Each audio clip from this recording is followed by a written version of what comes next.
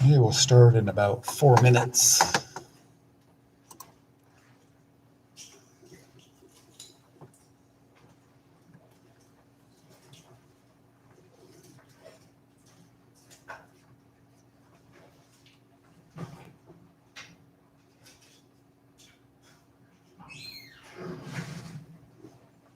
Ariana Butler.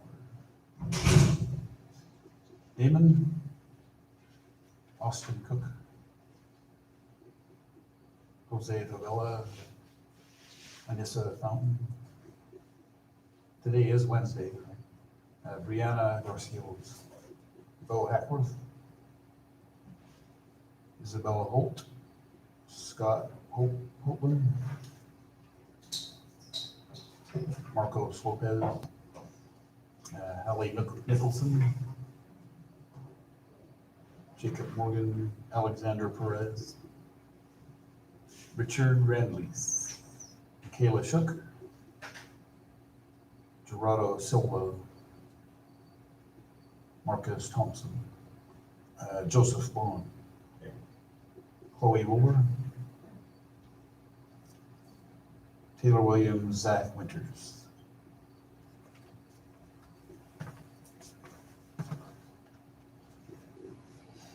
Okay, we still have a couple of minutes before 8.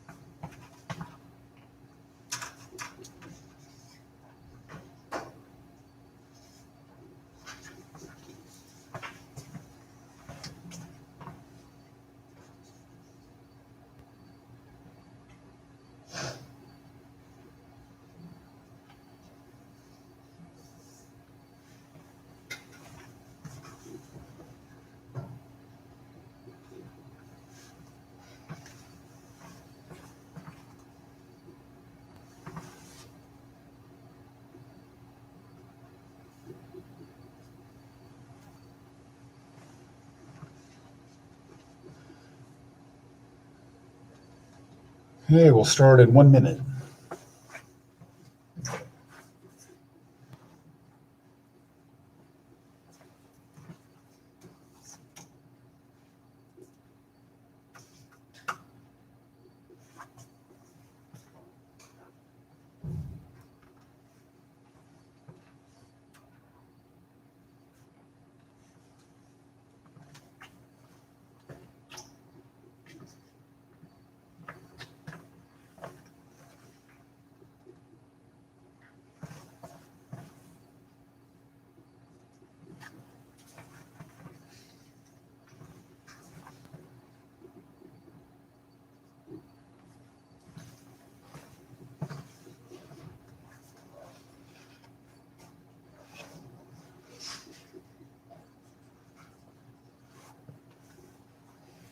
All right, today, section 2.7a, this is the section on solving absolute value equations.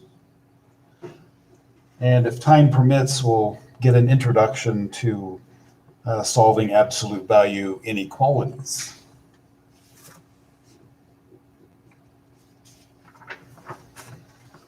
Okay, first a definition. At the top, the absolute value of a number is its distance from 0 on the number line. So we would say that the absolute value of 7 is 7 because the distance 7 is from 0 is 7. Pretty simple, huh? The absolute value of -7 is also 7 because the distance -7 is from 0 is 7. We have some notation for the absolute value. Instead of writing out the words, the absolute value of 5, we use what we call the absolute value symbols. We surround the number with 2 vertical line segments. So that symbol we read as the absolute value of 5. Okay, so the distance 5 is from 0 on the number line is 5. And so the absolute value of 5 is 5. But as I've already mentioned, instead of writing in words, the absolute value of 5 is 5, we write the equation, this equation,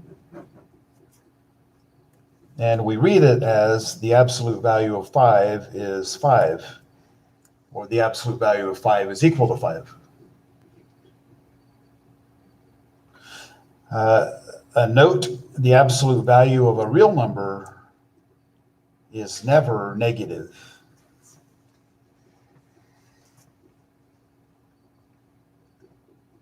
The absolute value of a number could be 0. When would that happen? If the number is 0 itself, right? The distance 0 is from itself is 0. So we could say the absolute value of 0 is 0. This will come up from time to time, so that shouldn't be a surprise, though. We'll look at some basic examples of solving absolute value equations. And then afterwards, we'll look at more complicated examples. So the directions here are solve the following absolute value equations for the variable, and then write the solutions in set bracket notation. This first equation, the absolute value of x is equal to 4. So can you think of any numbers that x could be if the absolute value is 4? 4, is that it? And -4, the absolute value of -4 is also 4, right? Because the distance that -4 is from 0 is also 4. So I'll use this really basic example to show you a general procedure. If the absolute value of a number represented by a variable expression, such as x, if the absolute value of x is 4, then we can write 2 equations without the absolute value symbols. In one case, we say, well, if the absolute value of x is 4, then x could be 4 because the absolute value of 4 is 4. But another possibility is that x could be -4. So just take note of what I did. We had the absolute value of x equals 4, and when I remove the absolute value symbols, I write 2 equations. One is x equals 4, the other one is x equals -4. The set bracket notation, since this equation has 2 solutions, which is just a finite number, we can put in the squiggly brackets or the set bracket notation, -4, 4. So that's the set bracket notation. With set bracket notation, when you have just a finite number of solutions, it doesn't matter what order you write those numbers. I could have written 4, -4 inside the set brackets. Okay, but make sure that you distinguish the set bracket notation from the interval notation that we've already talked about. An interval contains infinitely many numbers, but when we use set brackets, there's only a finite number. In this case, there are only two numbers in that set, -4 and 4. Okay, what about the next equation? The absolute value of x is equal to -2. Can you think of a number whose distance from 0 is -2? Well, no, because we measure distances using positive numbers. So this equation is nonsense. This has no solution. The absolute value of x equals -2. There are not any real numbers that have an absolute value of -2. So we just say no solution. So you'll encounter things like this. So remember this statement above up here, this note. The absolute value of a real number is never negative. So this equation has no solution. The absolute value of x equals 0. We've already encountered that. This equation has just one solution. There's only one number whose distance from 0 is 0, and that is 0 itself. So we use the set bracket notation, and there's just one number in that solution, or in that set.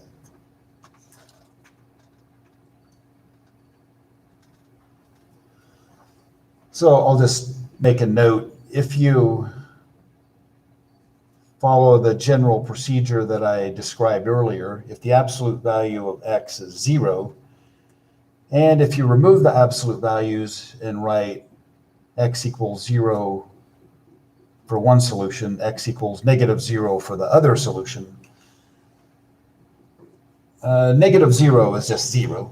The negative of 0 is 0. So there's just one solution, no matter how you look at it. So 0 is the number that is not negative and it's not positive. So it's never really necessary to write -0.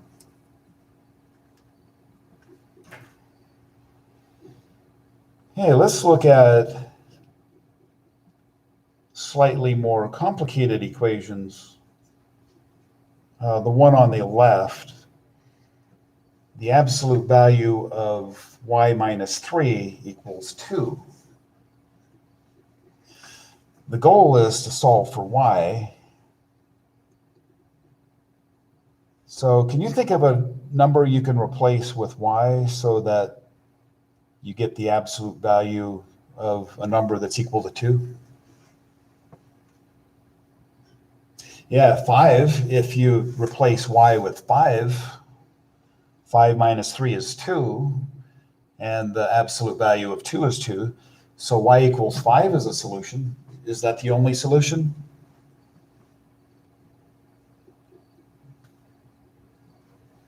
There's another one. Okay, we'll go through the general process of solving an absolute value equation. In general, we want the absolute value portion by itself on one side of the equation, and all of the numbers that are not inside the absolute value on the opposite side. And we are in this situation here. The absolute value of y minus 3 is all by itself on one side. So just think of y minus 3 as a number, because y minus 3 represents a number. If the absolute value of a number is positive 2, then that number y minus 3 could be 2. But what else could y minus 3 be equal to if its absolute value is 2? It could be -2, right? If the absolute value of a number represented by y minus 3 is 2, then that number y minus 3 could be 2, but that number y minus 3 could also be -2.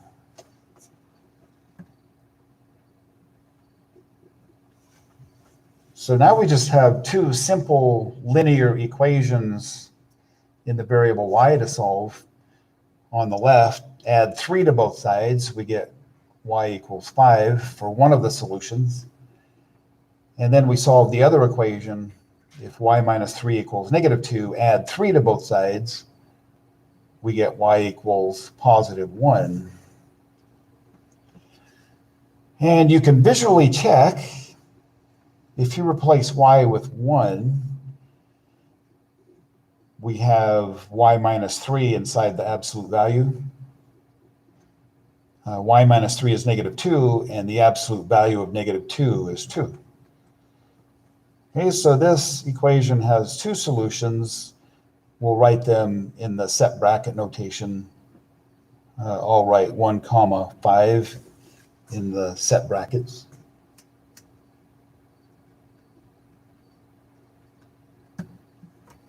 Okay, we'll apply the same general procedure to the next equation. The next one is just slightly more complicated than the previous one, but we're still using the definition of the absolute value. First note that the absolute value part is by itself on the left-hand side. It's just the absolute value of 2m plus 5, or 2m plus 3, and the right-hand side is a positive number. So I want to reiterate, just think of 2m plus 3 as a number. 2m plus 3 is a number, or it represents a number. So if the absolute value of a number is 15, then what can be said about that number?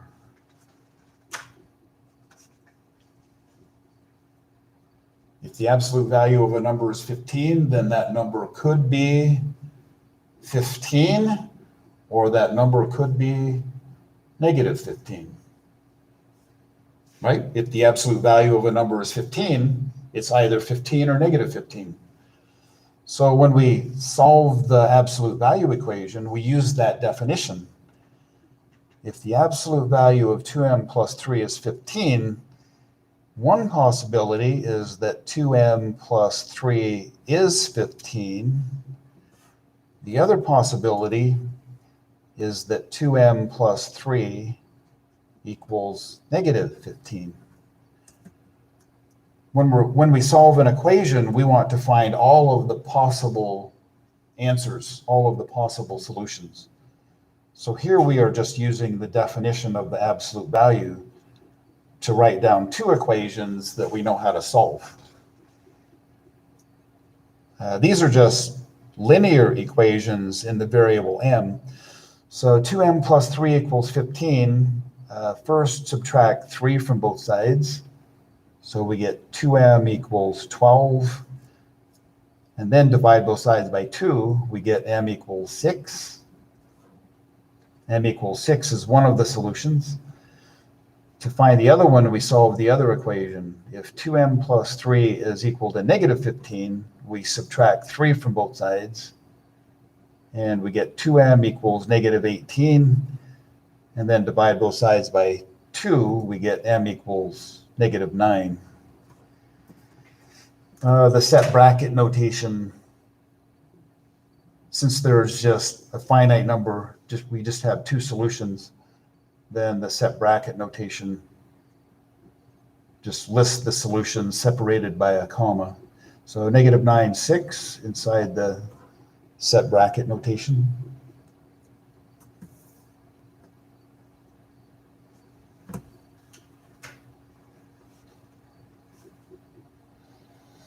Okay, the next couple of sentences just reiterate what I've been saying.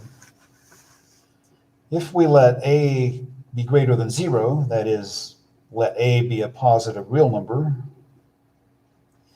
if we know that the absolute value of a number is a, then that number could be a, or that number could be negative a. That's what we've been saying.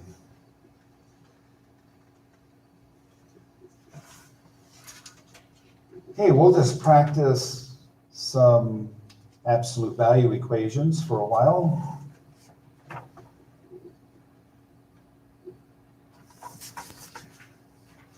But we're just going to use the definition.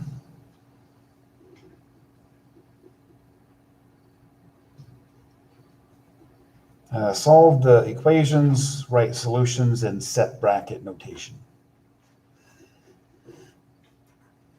So I'll pause for a couple of minutes and see what you get with when you solve this absolute value equation.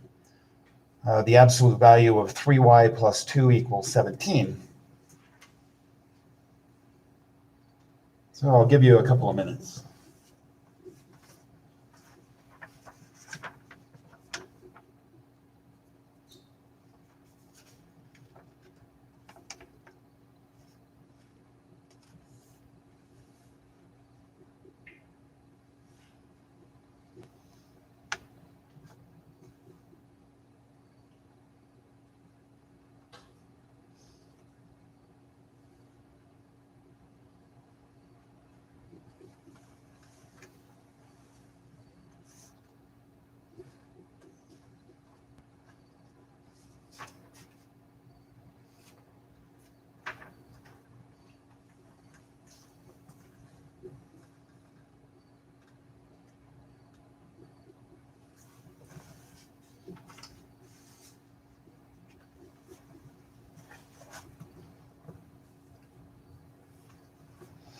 All right, let's solve this equation. Think of 3y plus 2 as a number. If the absolute value of a number is 17, the number 3y plus 2 could be 17. That's one possibility. The other possibility is that 3y plus 2 equals negative 17. So these are the equations we get when we remove the absolute value symbols. And each one of those is just a linear equation that we know how to solve. So if 3y plus 2 is 17, subtract 2 from both sides, we get 3y equals 15. Then divide both sides by 3, we get y equals 5. Y equals 5 is one of the solutions. Then solve the other equation.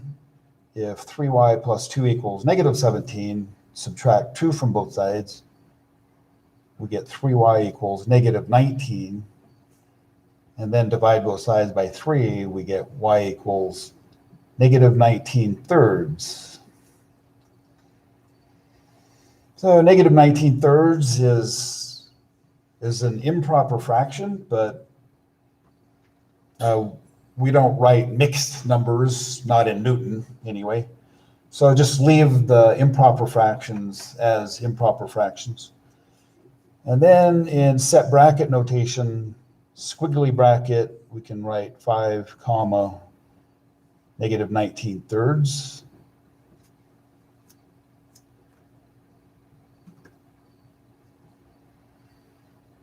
Okay, the next one, the absolute value of 1 minus x equals 5. So 1 minus x just represents a number, and the absolute value of that number is 5. So if the absolute value of 1 minus x is 5, we want to write two equations without absolute value symbols. One equation is 1 minus x equals 5. The other equation is 1 minus x equals negative 5.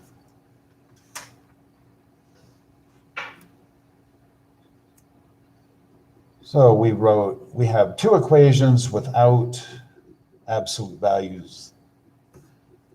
So I want to make sure that you catch that. Two equations without the absolute values.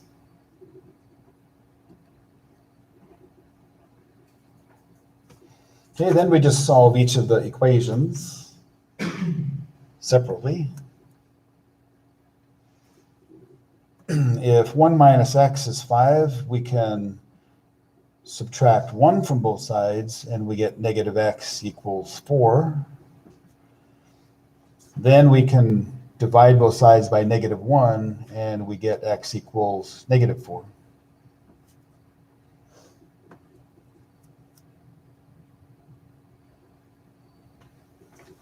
One of the challenges in algebra, arithmetic and algebra, is correctly dealing with the subtractions and the negatives.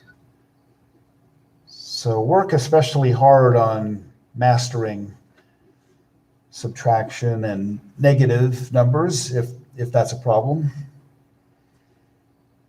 Okay, the other equation, 1 minus x equals negative 5. Subtract 1 from both sides, we get negative x equals negative 6. And then divide both sides by negative 1, we get x equals 6. When solving equations, you always have the option of checking to see if your candidates for solutions work in the original equation. So why don't we check? Let's check x equals negative 4. So in the original equation, where we have the absolute value of 1 minus x, let's replace x with negative 4. So I get 1 minus negative 4 in the absolute values. And then remember that 1 minus negative 4 is the same as 1 plus 4. And so we get the absolute value of 5, which is 5. Okay, so this checks out. Negative 4 is a solution. And if we also check 6, so inside the absolute value, replace x with 6. So we have 1 minus 6 inside the absolute values. But 1 minus 6 is negative 5. And the absolute value of negative 5 is 5. So that also agrees with the original equation.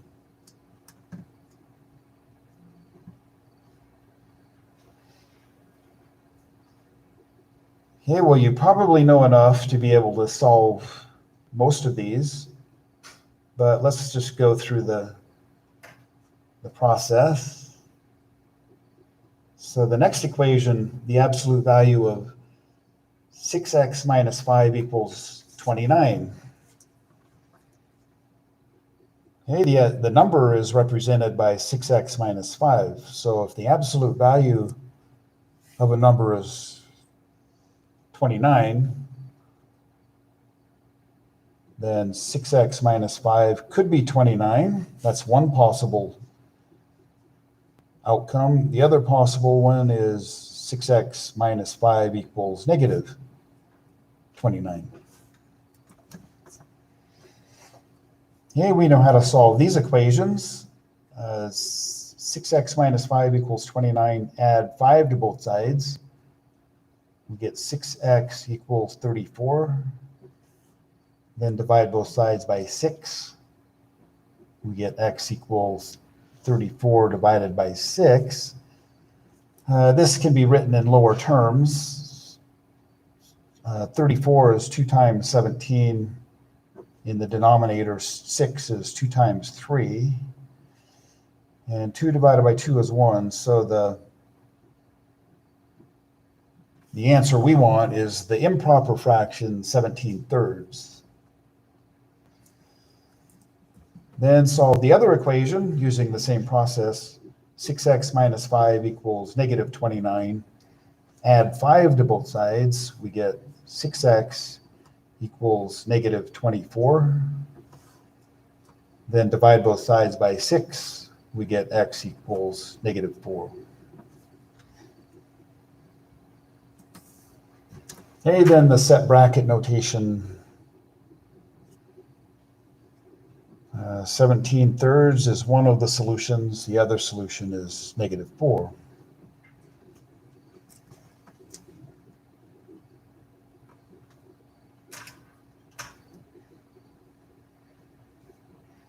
Okay, now it just becomes monotonous, but you get better by practicing even when you get sick of it.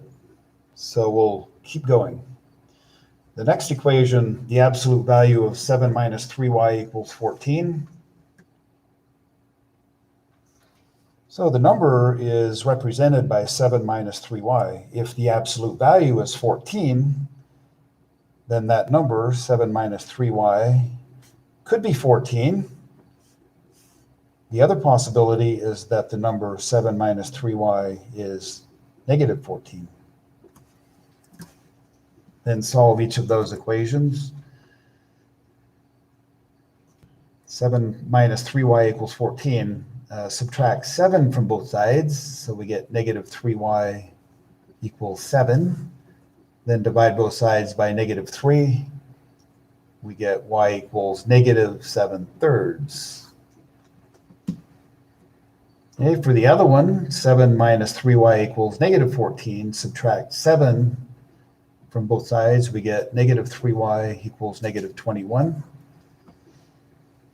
And then with -3y equals -21, we divide both sides by -3, and we get y equals +7 for the other solution.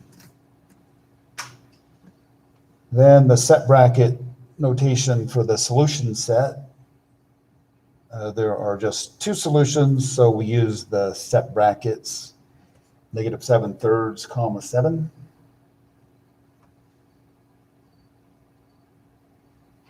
Okay, the next equation, the absolute value of 5a plus 2 equals -12. Okay, so work on that for a few seconds and tell me what you get for the solution.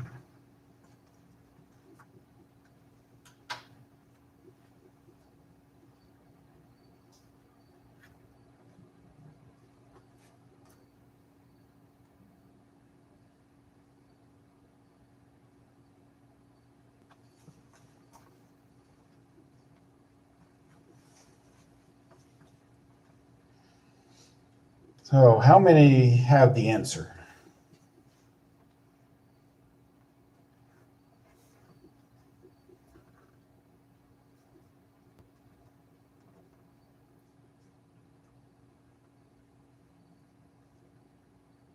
How many are still working on it?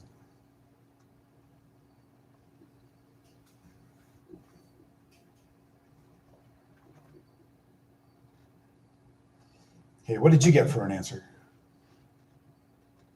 -14/5, comma 2.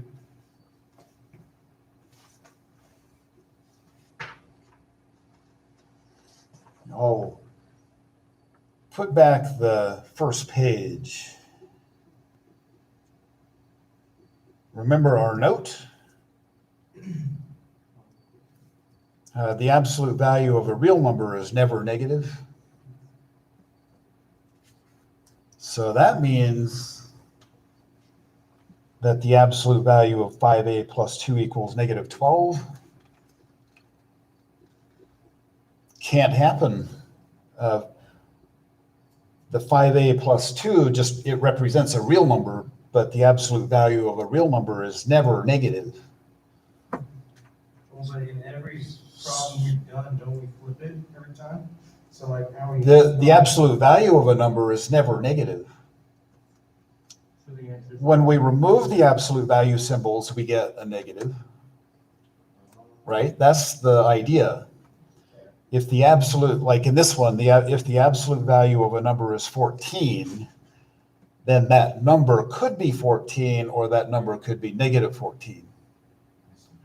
But these two equations don't have the absolute value symbols. See what I mean? So the absolute value of a number can never be negative. Yeah, that's an important distinction. So Yeah, work on understanding that if it's still confusing. If we have the absolute value around an expression, an algebraic expression that represents a real number, that absolute value can never be negative. So this equation has no solution.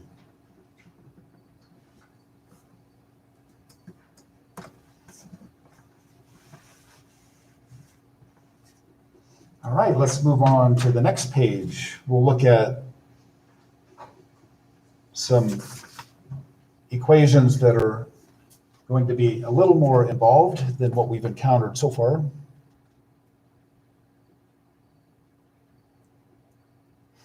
But at the foundational level, just remember what the definition of the absolute value is.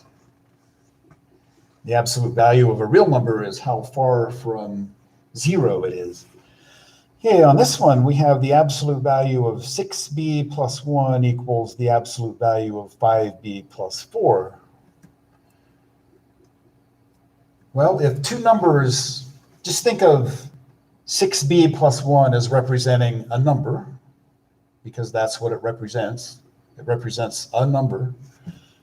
Think of 5b plus 4 as representing a number. If the absolute value of one number is equal to the absolute value of another number, then what could be said about those two numbers? We can say one of two things. The numbers could be exactly the same. If their absolute values are equal, one possibility is that they are the same number. Does that make sense? For example, the absolute value of 7 equals the absolute value of 7. 7 is the same number as 7. So when we remove the absolute values, one of the equations will be 6b plus 1 equals 5b plus 4. Because if two numbers have the same absolute value, the numbers could be the same number. Right? One number is 6b plus 1, the other one is 5b plus 4. But what's the other possibility?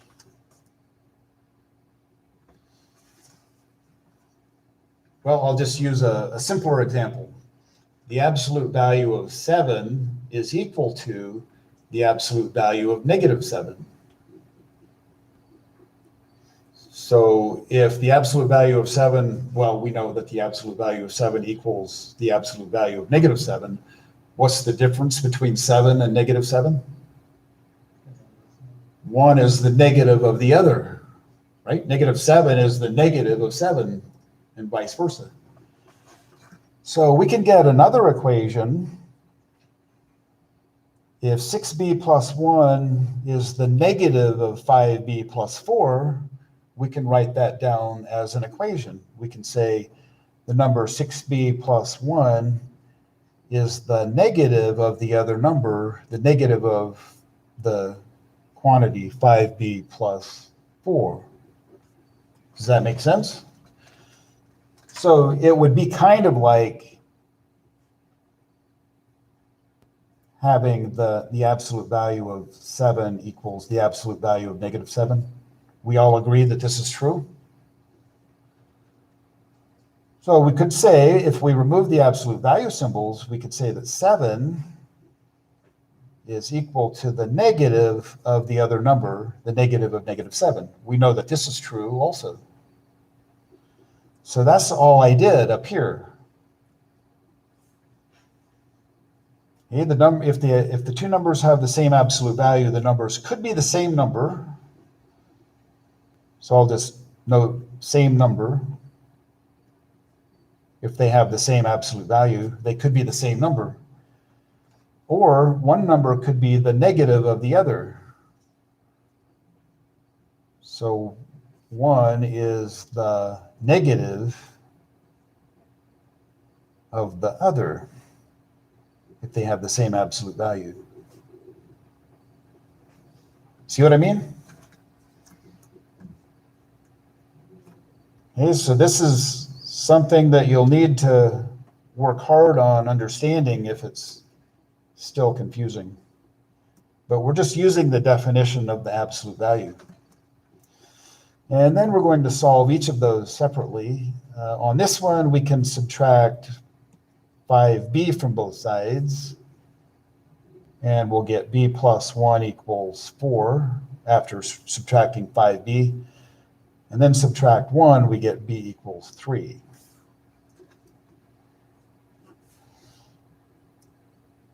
Okay, so I'll move this equation over here to the left since I used up all of the space.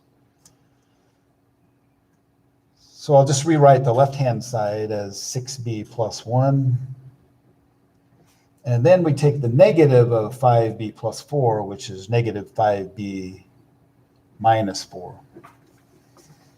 Then we solve this equation. So we can add 5b to both sides. And 6b plus 5b is 11b. 11b plus 1 equals negative 4. Then subtract 1, we get 11 times b equals negative 5. And then finally, divide both sides by 11, we get b equals negative 5/11. Okay, so our two solutions are negative 5/11 and 3. And the set bracket notation, I'll write 3 comma negative 5/11 in the set brackets.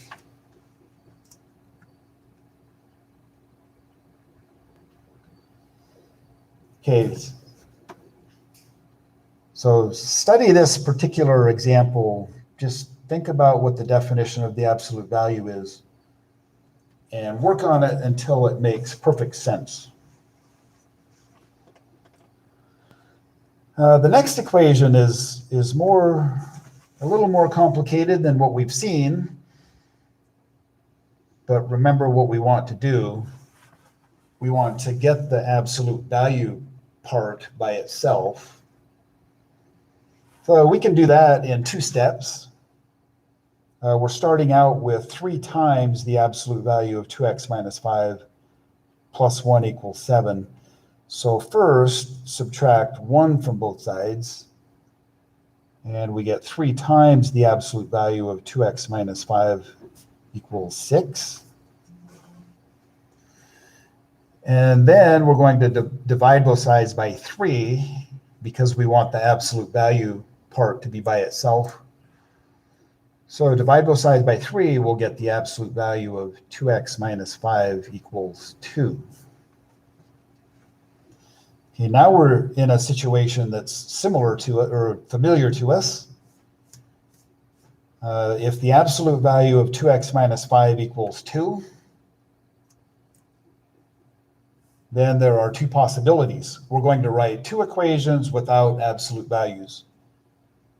If the absolute value of 2x minus 5 is 2, one possibility is that 2x minus 5 is 2. The other possibility is that 2x minus 5 is equal to negative 2. Okay, these are the 2 equations without absolute value symbols. Then solve each one of those. 2x minus 5 equals 2. Add 5 to both sides. We get 2x equals 7. Then divide both sides by 2. We get x equals 7/2. The other equation, 2x minus 5 equals negative 2. Add 5 to both sides. We get 2x equals 3. Then divide both sides by 2. We get x equals 3/2. So in set bracket notation, we can write 3/2 comma 7/2.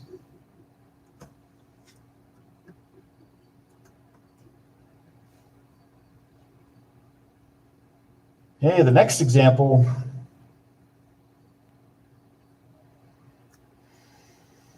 So make sure that you do enough arithmetic to make the correct conclusion. We have negative 2 times the absolute value of 5y plus 1 minus 3 equals negative 11. So we want to get the absolute value of 5y plus 1 by itself. So the first thing to do is add 3 to both sides. So we get negative 2 times the absolute value of 5y plus 1 equals negative 8, because negative 11 plus 3 is negative 8.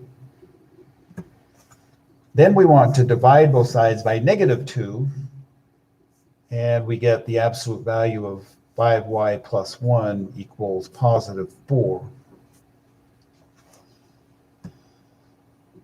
And now this is more familiar to us. The absolute value of 5y plus 1 equals 4. It makes sense. The right-hand side is positive. So if the absolute value of 5y plus 1 is positive 4, then we're going to write 2 equations without absolute value symbols. One is 5y plus 1 equals 4. The other one is 5y plus 1 equals negative 4. Okay, then solve each of those individually. 5y plus 1 is 4, subtract 1, we get 5y equals 3. Then divide both sides by 5, we get y equals 3/5 for one of the solutions. The other equation, 5y plus 1 equals negative 4, subtract 1 from both sides, we get 5y equals negative 5. Then divide both sides by 5, we get y equals negative 1. So our set bracket notation, we can write set bracket negative 1 comma 3/5 set bracket.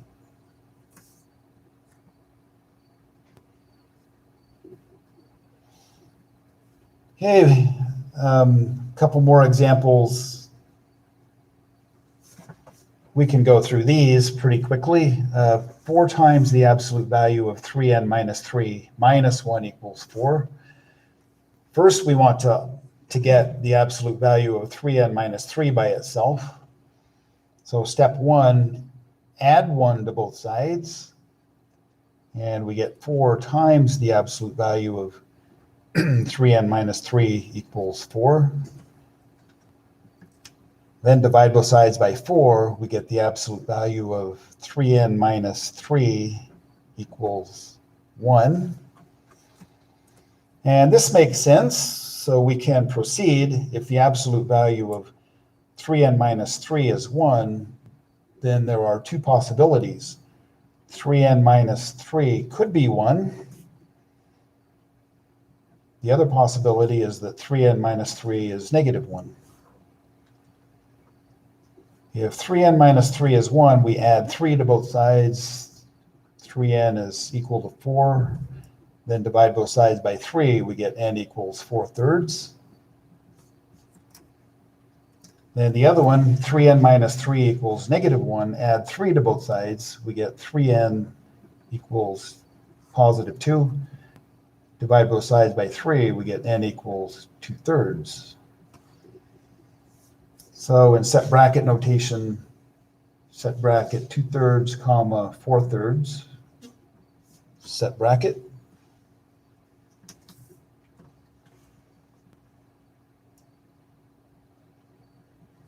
Okay, one more equation. 3 times the absolute value of 4y minus 5 minus 4 equals 11. Step 1, add 4 to both sides. We get 3 times the absolute value of 4y minus 5 equals 15. Then divide both sides by 3. The absolute value of 4y minus 5 is equal to 5. We can proceed. Everything makes sense. If the absolute value of 4y minus 5 is 5, then the number 4y minus 5 could be 5. The other possibility is that 4y minus 5 equals negative 5. These are the 2 equations without absolute value symbols. Add 5 to both sides, we get 4y equals 10. Divide both sides by 4, we get y equals 10/4, which reduces to 5/2. Then the other one, 4y minus 5 equals negative 5, add 5 to both sides, we get 4y equals 0. Divide both sides by 4. 0 divided by 4 is 0. So 0 is a perfectly fine number. That's one of the solutions. So we can write in set brackets 0, comma 5 halves for the two solutions.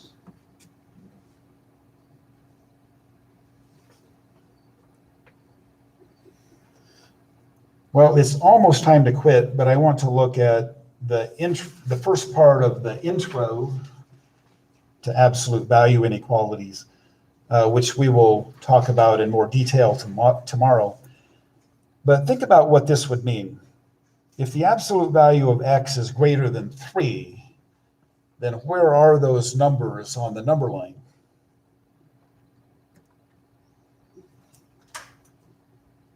So if the distance a number is from 0 is more than 3, then where could that number be?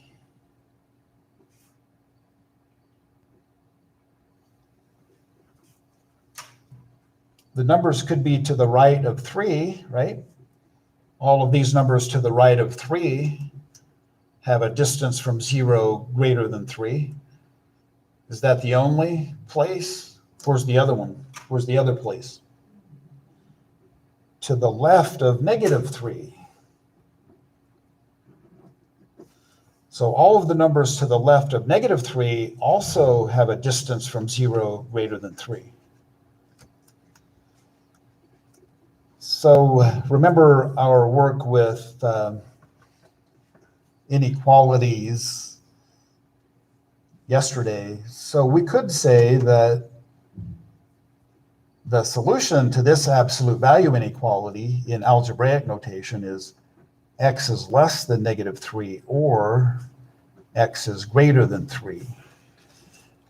That's the algebraic notation. The interval notation is negative infinity, comma, negative 3, parenthesis, union, parenthesis, 3, comma, infinity.